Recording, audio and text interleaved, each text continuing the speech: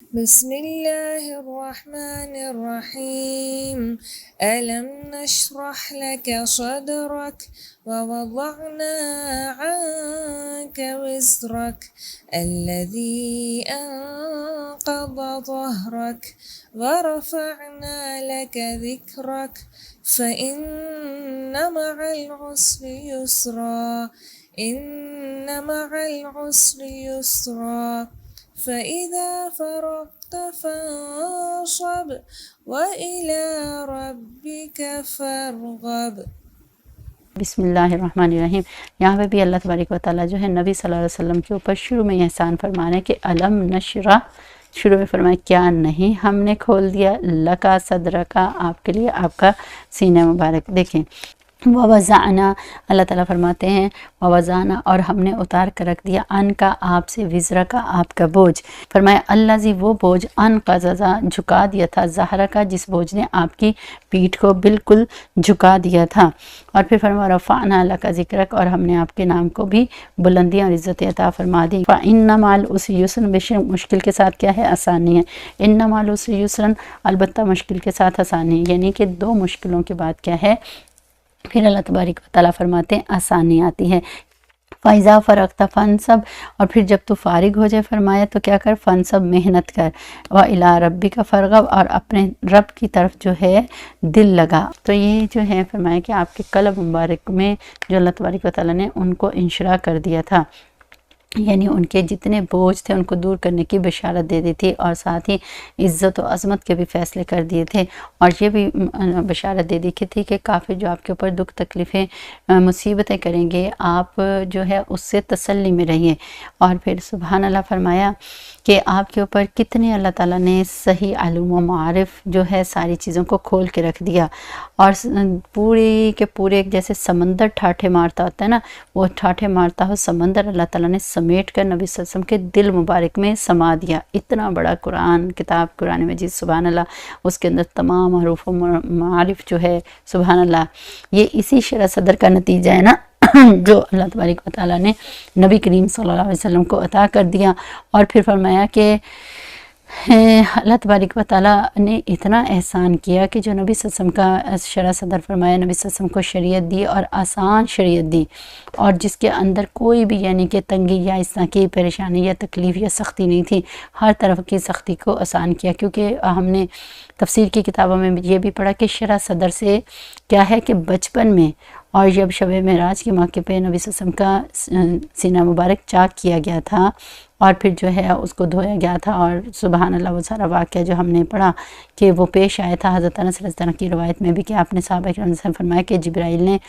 اس کے اور اس کے درمیان جو ہے ہنسلی کے گھڑے سے پیٹ کے بالوں تک نبی صلی اللہ علیہ وسلم کا سینہ مبارک چاک کیا، پھر دل کو باہر نکالا، دھویا، اور ایمان سے بھر کر دوبارہ اس کے اندر رکھ دیا تھا۔ تو سبحان اللہ یہاں اس سے مراد دونوں واقعہ بھی ہو سکتے ہیں، ایک تو وہ دھونا، اور دوسرا جو کہ اللہ تبارک و تعالیٰ نے جو دین مبارک کے انشراح فرما دیا تھا۔ وَوَزَعْنَا، پھر فرمایا، اور نبی صلی اللہ علیہ وسلم کا جو سینہ مبارک کھولا، اس نبی صلی اللہ علیہ وسلم کی محبت کی وجہ سے اللہ تعالیٰ نے اس امت کا بھی سینہ مبارک جو ہے کھول دیا۔ بہت سب سے زیادہ ذہین امت ہے کہ کاش ہم اپنی جو ہے کھوئے ہوئے وقار کو واپس لے لیں۔ اللہ تعالیٰ نے نبی صلی اللہ علیہ وسلم کی وجہ سے ہمارے اندر بہت ذہانت کو بھرا ہے، بہت فراست اور حکمت کو، اور سبحان اللہ حق اور باطل کی تمیز کر دی۔ وہ ظاہر ہے جو قرآن و سنت کو پڑھنے پڑھانے والا ہو اللہ تبارک و تعالیٰ تو اس کے اندر جو ہے شرح صدر فرما دیتے ہیں، اس کے اندر حقیقت کو کھول دیتے ہیں، بہت سے باطنی معارف اور جو ہے ہیرے موتی جواہرات جو ہیں اس کے اندر جمع ہو جاتے ہیں۔ تو فرمایا کہ ہمیں یہ اس لیے جن بچوں کا ذہن بہت زیادہ تنگ ہو یا سبق یاد نہ ہوتا ہو تو ہمیں چاہیے سورہ علم نشرہ پڑھیں۔ اس لیے آپ کو بتاتی ہوں ہر نماز کے بعد جو ہے 7 دفعہ سورہ علم نشرہ پڑھیں، دیکھیں کہ بچے بھی ماشاءاللہ سے ان کا سبق بھی یاد ہونا شروع ہو جائے گا، اور اسکول میں بھی اور جو ہے قرآن وغیرہ بھی اگر پڑھیں، عالم وغیرہ بھی بن رہے، اور اس سے اللہ تبارک و تعالیٰ جو ہے آپ کو جو انسان کی جی پی اے وغیرہ جی پی اے آتا ہے یا پوزیشنز وغیرہ آتی ہیں وہ بھی آپ دیکھیں اچھی آنا شروع ہو جائیں گی، اور یقین کے ساتھ کرنا چاہیے جو بھی کام کریں۔ یعنی وحی کا اترنا جو بہت زیادہ مشکل تھا، نبی صلی اللہ علیہ وسلم کے اوپر بہت مشکل ہوتا تھا، لیکن آہستہ آہستہ کیا فرمایا، آسان کر دیا نبی صلی اللہ علیہ وسلم کے اوپر جو رسالت کی، نبوت کی ذمہ داریاں تھیں، ظاہر ہے وہ بہت مشکل تھی، جو ہم نے 29 پارے میں بھی پڑھی، تو فرمایا میں نے آہستہ آہستہ آہستہ آہستہ یہ تمام کام آپ کے اوپر کیا کر دیے، آسان کر دیا۔ اور شریعت بھی جتنی پچھلی شریعتیں آئی تھیں، جتنے انبیاء علیہ السلام تک جو بھی ان کی کتاب اور صحیفے یا ان کے اوپر مسائل احکامات آئے تھے، تو سب سے زیادہ آسان احکامات، مسائل اور شریعت اور دین جو ہے امت محمدیہ صلی اللہ علیہ وسلم یعنی نبی صلی اللہ علیہ وسلم کے اوپر ہی آسان شریعت رکھی گئی تھی، کیونکہ نبی صلی اللہ علیہ وسلم کے اوپر جب وحی آتی تھی، ظاہر ہے کہ آپ نے دیکھا کہ نبی صلی اللہ علیہ وسلم کی داڑھی مبارک کے بال بھی سفید ہو گئے تھے، تو آپ صلی اللہ علیہ وسلم نے فرمایا اس وجہ سے کہ فَاسْتَقِمْ کما اُمِرْتَ، اس نے مجھے بوڑھا کر دیا۔ تو کیونکہ یہ دین کے اوپر استقامت، کنسسٹنسی کے ساتھ لگے رہنا، جڑے رہنا، یہ کوئی آسان کام نہیں ہوتا۔ اور پھر اللہ تعالیٰ فرماتے ہیں کہ بعد میں دیکھو میں نے آپ کے نام کا پوری دنیا میں رہتی دنیا تک،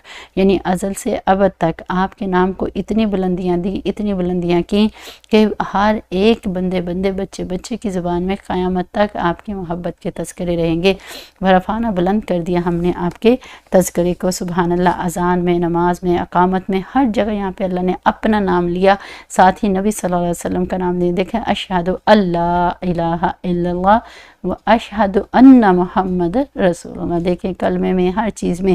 جہاں جہاں اپنا نام لیتے گئے، ساتھ ساتھ نبی کریم صلی اللہ علیہ وسلم کے نام کو بلندیاں اور عزتیں عطا کر دیں، اور پوری جگہ مشرق مغرب شمال جنوب پوری دنیا میں اس نسبت کو پھیلا دیا۔ فرمایا ان مع العسر یسرا، مشکل کے ساتھ کیا ہے، آسانی ہے۔ ان مع العسر یسرا، بے شک مشکل کے ساتھ کیا ہے، آسانی ہے۔ تو یہاں پہ یہ فرمایا ہے کہ جو مشکل ہے، تنگی ہے، پریشانی، اس کے بعد اللہ تبارک و تعالیٰ نے 2 آسانیوں کا وعدہ کر دیا ہے۔ تو اب دیکھیں نبی صلی اللہ علیہ وسلم کا بھی اور انبیاء علیہ السلام کا بھی، دیکھیں ابتدا میں کیا ہوتا تھا، مشکل، مکی دور بہت مشکل تھا، پھر مدنی دور آیا اور چاروں طرف سے فتوحات کے دروازے کھل گئے۔ تو اس لیے ہمیں بھی دین کی خاطر تھوڑی سی مشکلات، دکھ تکلیفیں، پریشانیاں اٹھانی پڑیں گی۔ دنیا میں یہ نہیں ہوگا کہ بڑے بڑے گھر، عہدے اور بڑی گاڑیاں اور مینشن ہاؤس اور چیزیں بننا شروع ہو جائیں گے، لیکن کیا ہے کہ اللہ تبارک و تعالیٰ جو ہے موت، قبر، حشر اور آخرت کی ساری منزلیں آسان کر دیں گے، اور اگر دنیا میں بھی مل جائے تو فبیہا، بہت اچھی بات ہے۔ لیکن اس بات کے اوپر یقین رکھنا چاہیے، اللہ تعالیٰ کا وعدہ ہے کہ جب انسان مومن جو ہے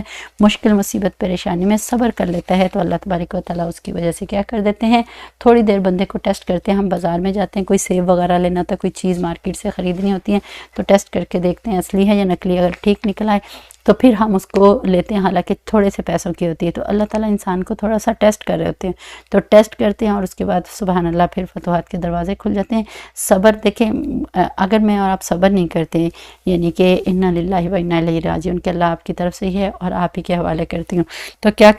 شور مچانے سے وہ دکھ، تکلیف، مصیبت، پریشانی، بے چینی ختم تو نہیں ہوتی، بلکہ اور ہمارے اوپر بڑھ جاتی ہیں۔ تو اگر ہم صبر کر لیتے ہیں تو سبحان اللہ، اللہ دیکھتا ہے میرا بندہ میری خاطر خاموش رہا، چپ رہا، اس نے بدلہ نہیں لیا، یہ جو چاہتا تھا کر سکتا تھا، تو اللہ تبارک و تعالیٰ پھر اس سے خوش ہو کے پھر سبحان اللہ اس کو اجر و انعام اور بدلہ نصیب فرما دیتے ہیں۔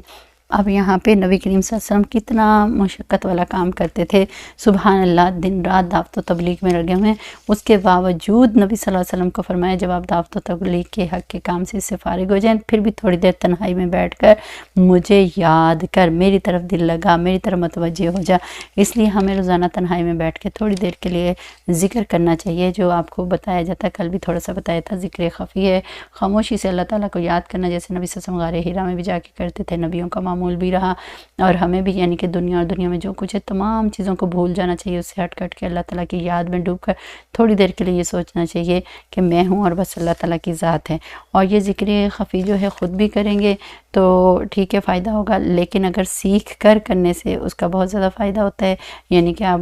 گھر میں اٹھا کے دوائی کھا لیں، ہو سکتا ہے دوائی آپ کو ہٹ کر جائے اور فائدہ ہو جائے، اور عین ممکن ہے کہ وہ آپ کو نقصان بھی دے دے۔ تو اس لیے یعنی کہ اگر سیکھ کر